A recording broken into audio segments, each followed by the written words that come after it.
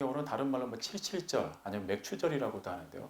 미래 첫 수산을, 그러니까 첫 수확을 감사하는 그런 예배를 드리는 절기입니다.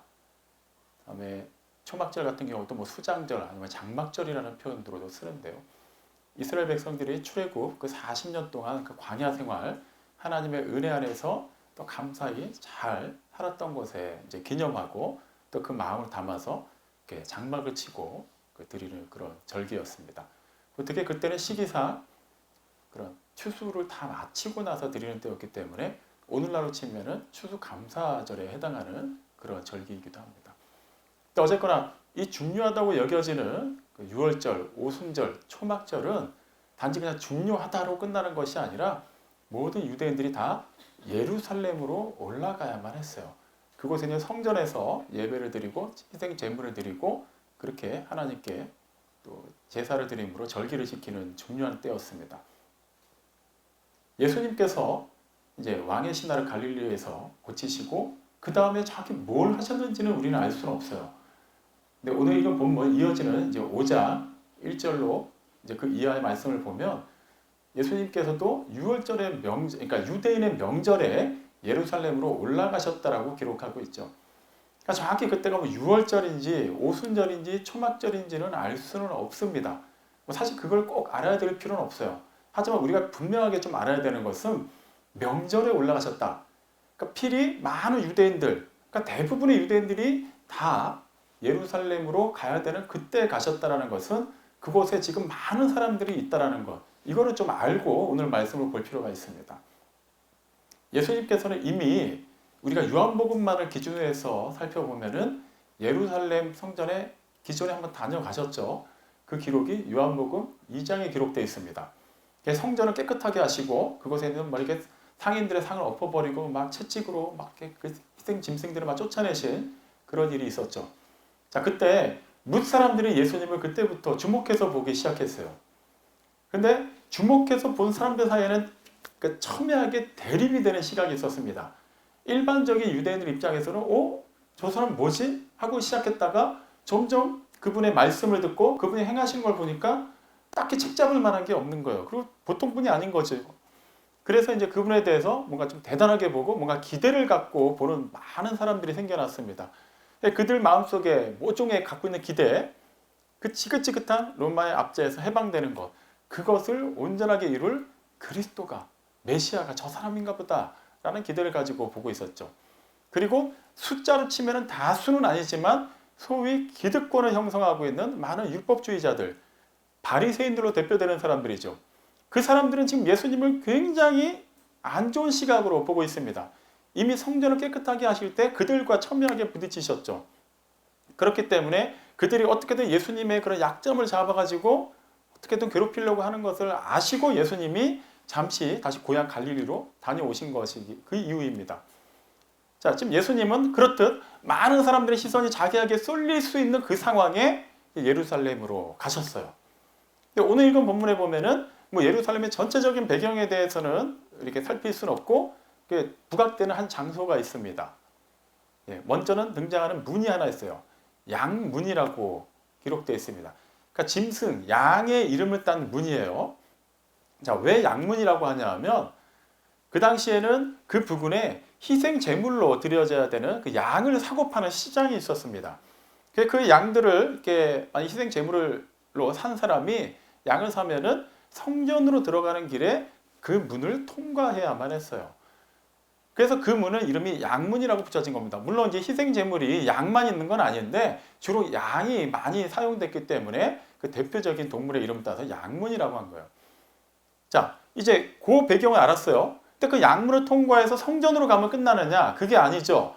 바로 그 옆에 또 베데스다라는 못이 있었습니다. 베데스다, 우리말로 번역하면 자비의 집이라는 의미예요. 일단은 성전이 근처에 있고 또 희생 제물로 드려야 되는 양을 사고 파는 시장이 있고 이제 자비의 집이라고 이름이 붙여진 못이 하나 있습니다.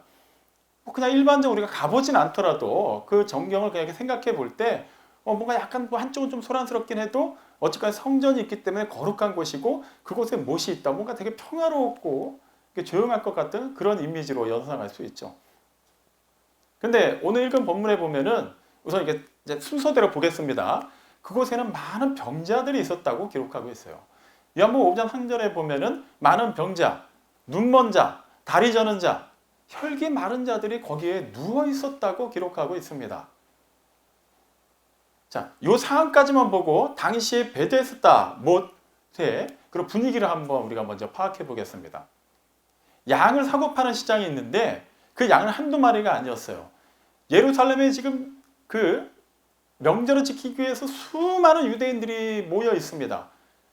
당연히 그들이 사고 팔려는 양들의 수도 어마어마했겠죠. 그리고 그 시장에서 그 양이 그냥 정찰제로 팔렸을까요? 그렇진 않았을 거예요. 서로 막 흥정을 하면서 굉장히 시끄러웠을 겁니다. 양들이 푸른 초원에서 막 평화롭게 풀을 뜯어먹는 상황이 아니라 막 그 좁은 곳에 다닥다닥 붙어 있어요. 양들도 불편했겠죠. 여기저기서 양들의 울음소리가 들렸을 거예요. 어마어마하게 많은 양들이 울음소리가 들리고 사람들의 그런 흥정소리. 그리고 양들, 전에도 말씀드렸습니다만 양이 그냥 보면 이렇게 허옇고 뭔가 굉장히 평화롭고 깨끗해 보이는데 실제 생각보다는 깨끗하진 않아요. 그리고 그런 동물들의 특징은 그냥 특별한 그냥 창피함을 느끼지 못하고 그냥 뭐 나오는 게 있으면 다 배설해 버리죠. 그렇기 때문에 십중팔구 그곳에서는 많은 그런 양들에게서 나온 배설물들 냄새가 진동하고 있었을 겁니다. 자, 그 상황. 그리고 그 양문을 통과해서 그 양들이 간단 말이에요. 그러면 그들이 가면서도 그냥 조용히 갈까요? 계속 뭐 매 소리가 나고 또 막 배설물들이 여기저기 막 떨어지고 막 그러면서 가고 있었을 거예요. 여전히 베데스다 못 주변에도 시끄럽고 더러운 거는 마찬가지였을 거예요.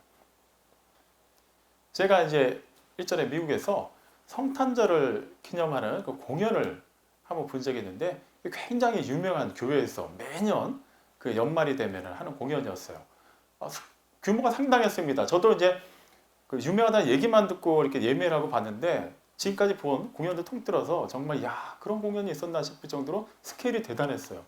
실제 막 천사들이 그러니까 진짜 천사가 아니라 천사로 분한 배우들이 실제 와이어를 묶고 그 회중석을 막 날아다닙니다. 굉장히 큰 교회였는데 그리고 실제 그 당시에 모든 상황을 다 재현을 했어요. 예를 들면 뭐 양치는 목자들에게 천사가 나타난다. 그럼 천사가 진짜 날아다니고 실제 양들이 막 있어요. 거기 진짜 양들이. 그리고 막 동방박사가 오면 진짜 낙타들을 다 끌고 옵니다. 굉장히 대단한 광경이었는데 그때 이렇게 유심히 보다 보니까 그 양들 주변에 그리고 낙타가 움직이는 동선에는 꼭 따라다니는 사람들이 있는데 뭔가 들고 따라다녀요. 딱히 그과는 상관이 없어 보이는 사람들이었습니다. 저 사람들은 뭐 하는 사람들이지? 의문점은 금방 해결됐어요. 양들이 있는 곳에 낙타가 가는 곳마다 얘네들이 틈나는 대로 싸더라고요. 그러니까 그걸 계속 치우면서 가는 거예요. 아무렇지도 않게. 그 사람들도 너무 티나면 안 되니까 복장은 그 당시 유대인들이 입는 그런 복장을 하고 있는데 최신식 그 빗자루와 쓰레받기를 들고 이렇게 막 치우면서 갑니다. 그때 그 광경을 보고 상당히 놀랐던 기억이 나요. 야, 쟤네는 진짜 자주 많이 싸는구나라는 걸 그때 알았는데 그게 그 교회가 아무리 커도 뭐 수백 마리 있었겠습니까? 얼추 한 뭐 수십 마리 정도 있었는데도 상당했어요. 그 소리도 막 계속 납니다. 그런데 지금 양문 곁 베데스다 못 주변에서는 얼마나 많이 그 소음과 악취가 나고 있었을까요? 그리고 그곳에는 많은 병자들이 누워 있었다고 기록되어 있어요. 그러면 그 병자들이 물론 우리가 대표적으로 살펴보면 뭐 맹인도 있고 뭐 다리 저는 자도 있고 혈기 마른 자도 있지만 그 외 다른 병들까지 다 감안을 하면 아마 그곳에는 상당한 부분에서 시름시름 앓는 소리도 났을 거예요. 계속해서 누워있는 그분들이 따로 이렇게 위생시설이 있지 않은 그 못에 있는데 뭐 제대로 씻을 수가 있었을까요? 그렇지도 못했을 겁니다. 베데스다 못의 수질도 그다지 깨끗하진 않았을 거예요. 여기까지만 한번 생각해 보겠습니다. 베데스다 못 조용하고 평화롭고 깨끗한 곳이었을까요? 결코 그러지 않았을 거예요. 상당히 시끄럽고 더럽고 냄새나고 누구보다도 그 어두운 모든 기운에 눌려있는 사람들이 잔뜩 모여있는 곳이 바로 베데스다 못이었습니다. 이름은 자비의 집이지만 결코 자비라고는 찾아볼 수 없는 곳이었어요. 그렇기 때문에 예루살렘에 올라오는 어떤 사람도 양을 사기 위해서 양을 사고 파는 시장을 갔지만 베데스다 못에 굳이 찾아가는 사람들은 없었을 것입니다. 무조건 자기 가족 중에 누가 아파서 본인이 아파서 가지 않는다는 말이죠. 그렇다면 그들은 왜 아픈 사람들은 왜 그 수많은 장소를 놔두고 그 더럽고 냄새나는 베데스다 못에 모여 있었을까요? 우리가 이제 읽은 개역개정 성경을 기준으로 말씀드리면 3절 후반부부터 4절까지는 괄호가 쳐져 있습니다. 그 괄호 안의 내용은 다음과 같아요. 가끔 가다가 천사가 내려와서 물을 움직이게 하는데 그때 어떤 병에 걸렸든지 가장 먼저 들어가는 사람, 물이 움직이고 나서 가장 먼저 들어가는 사람은 그 병이 다 고침받았다고 기록되어 있어요. 근데 왜 괄호가 쳐져 있을까요? 뭐 크게 중요한 건 아닙니다. 통상적으로 그 요한복음 사본들을 이렇게 비교하다 보면 가장 오래된 사본을 비롯해서 상당수의 사본에서는 그 내용이 기록되어 있지가 않아요. 주로 후대에 기록된 사본들에 기록되어 있습니다. 여기서 우리는 이제 유추를 할 수 있는 것이죠. 이거는 실제 그랬다기보다는 왜 그 많은 병자들이 그곳에 모여 있는지를 쉽게 그 서신을 받아들이는 사람들이 이해할 수 있도록 하기 위해서 첨가를 한 것이죠. 이것이 거짓이냐 진짜냐는 사실 크게 중요하진 않습니다. 실제 천사가 내려와서 그런 걸 수도 있고 그것이 간헐천이어서 뭐 수증기나 뭐 뜨거운 물이 막 뿜어져 나오면서 물이 막 이렇게 흔들리거나 막 거품이 부글부글 나서 그런 광경을 가지고 천사가 물을 움직이게 한다고 생각했을 수도 있어요. 하지만 중요한 것은 실제 그게 천사가 있느냐 뭐 온천이었느냐 그게 중요하지는 않습니다. 그곳으로는 계속해서 희생 제물로 드려져야 되는 양들이 지나가고 있었어요. 바로 그 근처에 성전이 있습니다.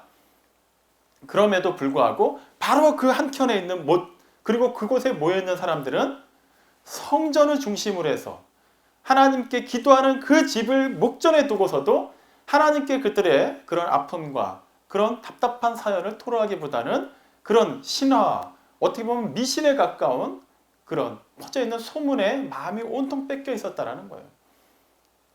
그들은 예루살렘 성전을 향해서 쳐다보지 않았습니다. 기도하지도 않았을 거예요. 오직 언제 물이 움직일까? 언제 내가 그 물이 움직일 때 가장 먼저 들어가서 이 지긋지긋한 병 좀 고침받을 수 있을까? 그거에만 마음이 쏠려 있었어요. 아무도 찾지 않는 곳. 그저 내 병이 낫기를 원한다라는 사람들만 잔뜩 모여있는 그곳에 우리 주님께서 가셨습니다. 오늘 읽은 본문을 참고로 해서 보면 뭐 제자들을 동행했다는 그런 얘기는 없어요. 아마도 혼자 가신 것 같습니다. 수많은 병자들이 있는 곳에 예수님이 가셨어요. 이거는 그냥 일반인 세상의 기준으로 보면 예수님에게 절호의 찬스가 온 것입니다. 예수님은 그분의 공생의 기간 동안에 많은 병자들을 고치셨죠. 그것을 기반으로 해서 우리가 유추를 해볼 때 야, 드디어 베데스다 못에 말 그대로 자비가 넘치게 생겼구나 라고 예상할 수 있어요. 거기 있는 어떤 사람도 예수님이 못 고칠 만한 사람은 없기 때문이죠.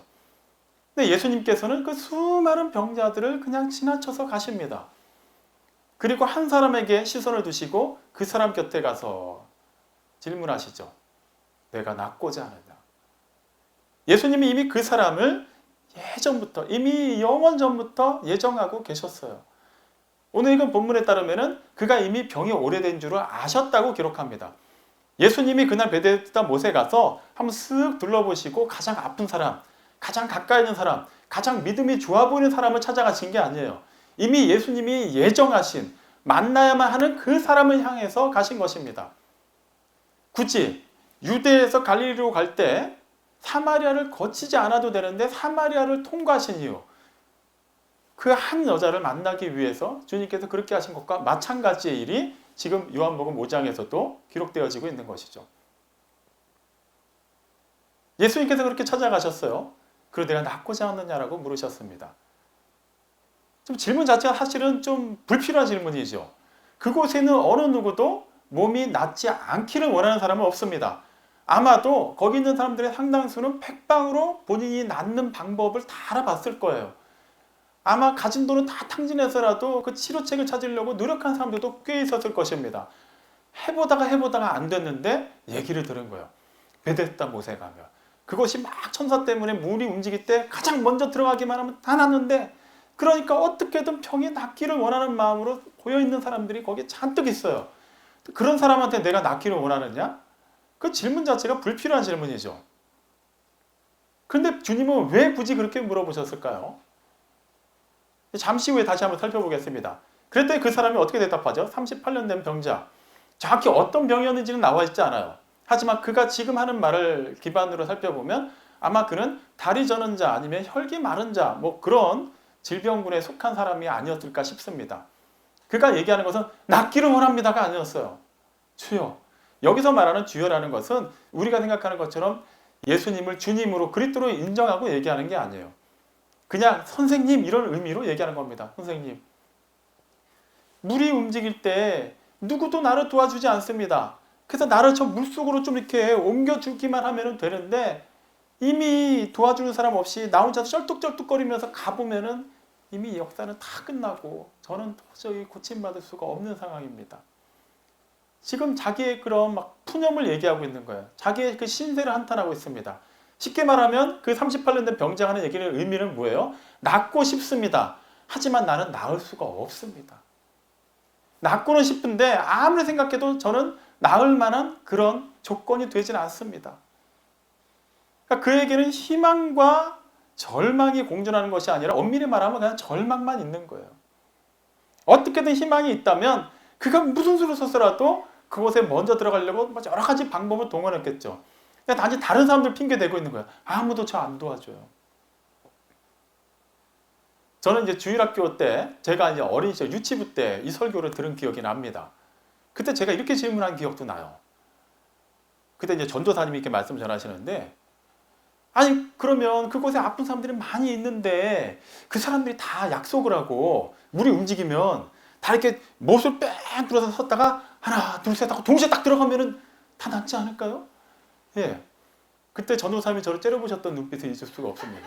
뭐 저런 질문을 해? 아마 이런 거였겠죠. 근데 실제 그런 생각을 했었어요. 아, 왜 굳이 한 명만? 그게 진짜 하나님의 뜻일까? 그때 제가 신학적인 것도 모를 때여서 그냥 답답해서 물어본 거였어요. 근데 여러분 정말 지금 만약에 우리가 그런 관점을 생각해보면 그게 가능한 일일까요? 정말 가장 물이 움직이고 나서 가장 먼저 들어가는 사람이 낫는 것이 확실하다는 전제에서 동시에 정말 0.001초의 오차도 없이 동시에 여러 명이 들어간다면 그 사람들은 다 나을까요? 몰라요. 하지만 확실한 것은 그런 일은 일어나지 않는다는 겁니다. 그러니까 여기서 말하는 그런 일이라는 것은 물이 움직이는 일이 없다는 얘기가 아니라 동시에 들어갈 일이 없다는 거예요. 우리가 인생 살아보니까 어떤가요? 나는 정말 순전한 마음으로 남을 위해서 살아봤어요. 그리고 살려고 노력은 합니다. 근데 다른 사람들도 나한테 그렇게 사나요? 우리가 정말 서로를 더불어서 위해주고 아끼고 동시에 잘 살려고 그런 마음으로 살고 있나요? 아니에요. 소위 말하는 이제 그런 교회 다니는 분들한테 이제 푸념도로 자주 듣는 표현 중에 하나가 이런 거예요. 목사님, 말씀대로 살아보려고는 하는데 살아야 된다고 생각은 하는데 그렇게 살면 손해를 봅니다. 일단 세상에서 손해를 보고요. 같이 예수를 믿는 사람들 사이에서도 저는 손해가 됩니다. 그렇기 때문에 굳이 그렇게 할 필요가 없어요. 이런 얘기하는 걸 저는 많이 들었습니다.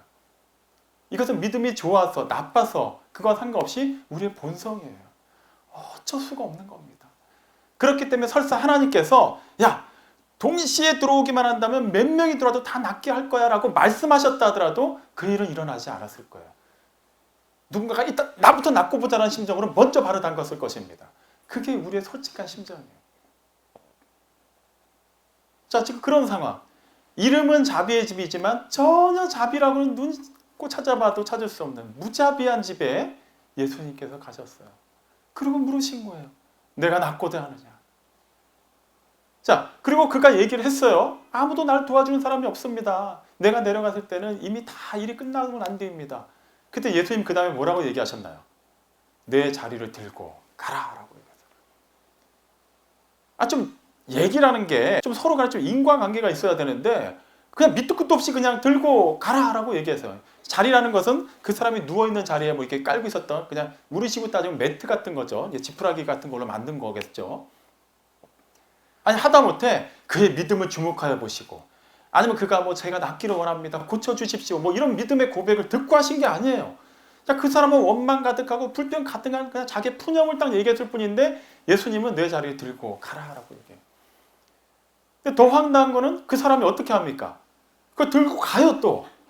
그러니까 이게 우리 입장에서 그냥 술수수 읽으니까 그런갑다 하고 이해하지만 이게 보통 일이 아닌 거예요. 그 사람 입장에서는 말도 안 되는 일이에요. 낫고는 싶은 건 사실인데 38년 동안은 제대로 걷지도 못한 사람. 정확히 몇 살부터 그랬는지는 몰라요. 그가 태어나면서부터 그랬다면 그 나이가 38세인 거고, 태어나서 10살 때쯤부터 걷지를 못했다면 48세가 되는 거예요. 근데 성경이 그거에 대해 기록하지 않으니까 그건 따지지 않겠습니다. 38년 동안은 걷지 못했다.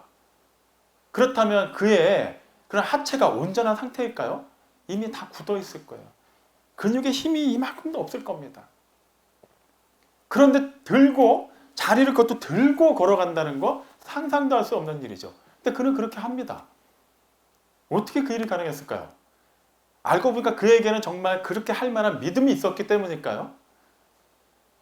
전혀 성경은 그거에 대해서 기록하고 있지 않아요. 그렇기 때문에 우리는 그것을 억지로 그에게는 뭔가 엄청난 믿음이 있었는데 주님이 그 믿음을 주목하여 보시고 거기에 있는 수많은 사람들 중에서 그 한 사람만이 고침받을 만한 그런 준비가 되어 있다는 것을 아시고 고쳐주셨다. 이렇게 말할 수는 없어요. 그냥 주님이 말씀하시니까 그대로 된 겁니다. 이 너무나도 놀라운 사실. 우리는 이것을 그냥 아무렇지 않게 읽고 넘어가요. 38년 된 병자는 일어났구나. 그건 그거고 나는 하면서 우리 또 여전히 우리의 시선을 베데스다 못에다가 꽂아놓고 있는 거예요. 그 자리에 있는 많은 아픈 병자들이 그 38년 된 병자의 상황을 아는 사람들이 꽤 있었을 겁니다. 그들이 누워있으면 주로 뭐 했겠어요? 그냥 기도했겠습니까? 찬양했을까요? 아니에요. 서로 신세한탄하고 있었을 거예요. 당신은 어떻게 이렇게 병자가 됐습니까? 언제부터 이랬습니까? 서로 간에 정보들이 다 있었는데 갑자기 한 사람이 벌떡 일어나는 겁니다. 난리가 났을 거예요. 어쩌면은 제사를 드리러 가는, 양을 끌고 가는 많은 사람들도 그 광경과 그 소란이 일어나는 것을 보면서 저거 무슨 일이야? 라고 집중해서 봤을 것입니다. 근데 예수님은 그런 일제 사람들의 시선은 중요하게 여기지 않았어요. 오직 그 한 사람은 주목해서 얘기하십니다. 내가 낫고자 하느냐. 이것이 바로 은혜입니다. 우리는 원래 주님을 알지를 못했어요. 전 모태신앙인데요. 그래서 태어날 때부터 예수님을 구세주로 알고 태어나셨어요? 솔직하게? 아니에요. 우리는 의지적으로 우리의 이성과 우리의 감각을 총동원해서 스스로는 예수님을 주와 그리스도로 알지 못했습니다. 우리는 이미 허물과 죄로 죽어 있었어요. 그런 우리, 이미 아직 죄인 되었을 때 그러한 우리를 위해서 주님이 먼저 찾아오셨어요. 그리고 그분이 아무 죄도 없으시고 잘못도 없으신 그분이 우리 모든 죄를 지고 십자가에 달려 돌아가셨습니다. 그냥 그분이 그렇게 하셨어요. 그분의 뜻이에요. 그냥 그 은혜를 믿고 그 구속의 은혜에 참여하는 것만으로 우리는 그분의 의를 덧입게 되었습니다. 로마서 9장 15절 이제 하나님께서 모세에게 주신 말씀을 인용한 것이죠. 내가 긍휼히 여길 자를 긍휼히 여기고 내가 불쌍히 여길 자를 불쌍히 여기겠노라. 하나님께서 그렇게 하시겠대요. 그게 은혜입니다. 충분히 긍휼히 여김 받을 만해서 정말 누가 보더라도 불쌍한 사람이니까 이 사람은 도와줘야 돼요 라고 해서 하나님이 도와주셨다는 게 아니에요. 전적인 하나님의 의지와 하나님의 주권으로 그렇게 긍휼히 여기시고 구원하셨다는 거예요. 우리가 무슨 공로가 있는 것이 아니고 우리가 어떤 열심을 바탕으로 해서 우리 집안이 원래 믿음의 집안이었기 때문에 자연스럽게 하나님께서 그 공로를 기준으로 해서 때가 돼서 구원하신 게 아니라는 겁니다. 우리도 여전히 그 베데스다 못에서 그냥 속절없이 낫고는 싶은데 나을 수 없는 그 절망 가운데서 죽어가고 있었습니다. 그런 우리에게 예수님이 찾아오신 거예요. 그리고 물으시는 게 바로 무엇입니까? 낫고자 하느냐? 단지 내 몸이 낫고자 하느냐를 묻고 계시는 게 아니에요. 네가 정말 할 수 없는 그 일, 너로서는 도저히 할 수 없다고 완전히 낙심하고 포기하고 있는 그 일을 가능케 할 수 있다는 것을 내가 믿느냐라고 묻고 계시는 거예요. 하나님이 우리에게도 찾아와서 분명히 말씀하십니다. 내가 낫고자 하느냐. 저는 사실 이 자리에 함께 예배드리는 분들, 이 자리에 계신 모든 분들이 다 구원을 받았는지 저는 모릅니다. 물론 여러분 기분 좋게 하려면 여기 있는 분들은 다 구원받았습니다라고 얘기를 해야 돼요. 하지만 지금 요한복음, 사도 요한이 기록한 이 복음서는 한 번도 예수님에 대해서 들어보지 못한 사람들을 위해서 기록된 것이 아니라는 것을 다시 한번 말씀드립니다. 예수를 안다고 하는 사람들, 예수를 믿는다고 하는 사람들, 이미 믿어서 구원을 받았고 이미 구원을 받은 상태에서 이 땅에서 살면 어떻게 살아갈까? 나름 수준이 높다고 생각하는 그 사람들에게 첫째로 보내진 서신이라는 것을 잊지 마시기 바랍니다. 우리에게도 마찬가지예요. 그렇기 때문에 저는 이 기회를 통해서도 여러분들에게 다시 한번 확인시켜 드릴 수밖에 없습니다. 주님께서 지금 우리에게 낫고자 하느냐라고 물으신다면 그 질문은 바로 이와 같습니다. 내 스스로는 내가 그 죄된 상태에서 영원히 죽을 수밖에 없다는 것을 알고 있느냐? 그것이 완전히 해결돼야만 한다는 것을 알고 있느냐? 근데 너 스스로는 안다고는 하는데 그것을 해결할 수 없다는 것도 알고 있느냐라고 물으시는 거예요. 그렇다면 이 문제를 해결할 수 있는 사람, 이 문제를 해결할 수 있는 분, 이 문제를 해결할 수 있는 유일하신 길이요 진리요 생명이 되시는 하나님, 그 하나님의 독생자 예수께서 지금 너희 앞에서 이렇게 구원의 손길을 내밀고 있는 것을 내가 믿느냐, 알고 있느냐라고 물으시는 겁니다. 또 다른 측면에서도 주님께서 우리에게 낫고자 하느냐고 묻고 계세요. 이미 예수를 믿었어요. 예수를 믿고 구원을 받았습니다. 근데 구원받은 자답게 살지를 못해요. 여전히 우리의 관심은 베데스다 못에 빠져 있는 거예요. 바로 옆에 성전이 있는데 바로 옆에는 그 성전에서 제물로 드려야 되는 양들이, 그러니까 아무 죄도 없는 양들이 그렇게 속절없이 죽음의 그 현장으로 끌려가고 있는데 우리의 관심은 오직 먹고 사는 문제에 온통 빠져 있는 거예요. 예배를 드리러 왔지만 여전히 집안일, 회사일, 밖에서 여러 가지 또 고민되는 일들, 그거에 잔뜩 집중되어 있습니다. 그것만 해결된다면, 그 문제만 속 시원하게 해결된다면 내가 좀 더 기쁘게 믿을 수 있을 텐데. 우리 주님께서 지금 우리에게 물으십니다. 너의 지금 시선은 베데스다에 고정되어 있느냐, 성전을 향하고 있느냐. 우리는 여전히 베데스다에 시선이 고정되어 있어요. 그래서 주님이 찾아오신 겁니다. 그래서 우리에게 이 사실이 너무나도 은혜가 되는 거예요. 사랑하는 성도 여러분, 주님께서 지금 분명히 우리에게 물으십니다. 내가 낫고자 하느냐. 아마 이 자리에 계신 분들 가운데는 몸이 아픈 분들도 계실 것이고 마음에 여러 가지 상처가 있는 분들도 계실 거예요. 물질적으로 어려운 가운데 있는 분들도 계실 겁니다. 우리는 당연히 1차적으로 그런 것들이 해결되기를 바라요. 네, 병이 낫기를 원합니다. 이 지긋지긋한 우리 가정사의 문제 좀 해결됐으면 좋겠습니다. 이 물질적으로 부족한 언제까지 이렇게 살고 싶지 않습니다. 네, 해결되기 원합니다. 우리도 그렇게 구할 수 있어요. 아프니까 당연히 낫게 해달라고 구합니다. 물질이 부족하면 당연히 그것이 채워지기를 바라며 구할 수 있어요. 하지만 그것이 순전하게 하나님을 추구하며 그 모든 것을 주관하시는 하나님으로 말미암아 주어지는 것이라고 기대하는 것이 아니라 하나님은 일단은 둘째 문제고 우선은 내 문제부터 해결해 주세요. 이렇게 기도하고 있다면 우리 또한 그 악취나고 그 소란스럽고 그 어둠의 기운이 가득한 베데스다 못에 속절없이 누워서 그 물이 움직이기만을 기다리고 있는 그 한 사람에 불과할 수 있다는 것을 절대 잊지 마십시오. 하나님께서 우리에게 오늘도 촉구하십니다. 내가 정말 낫고자 원하느냐.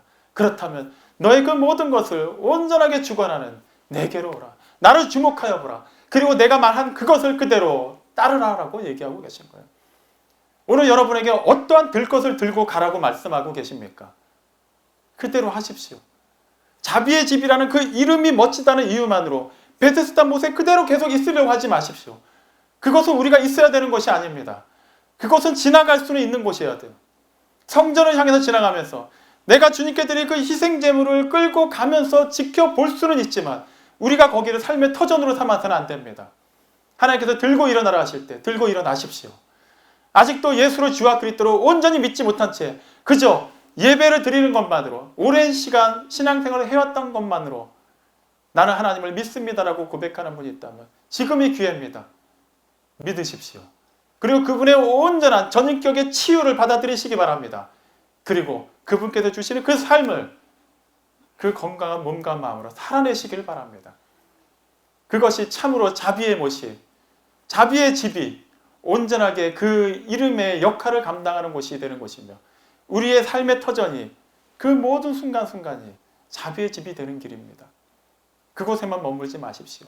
계속해서 그 주님의 은혜를 체험하고 그 사랑을 체험한 자로서 그것을 아낌없이 살아내시고 신실하게 증거하는 모두가 되시기를 주님의 이름으로 축원합니다. 네.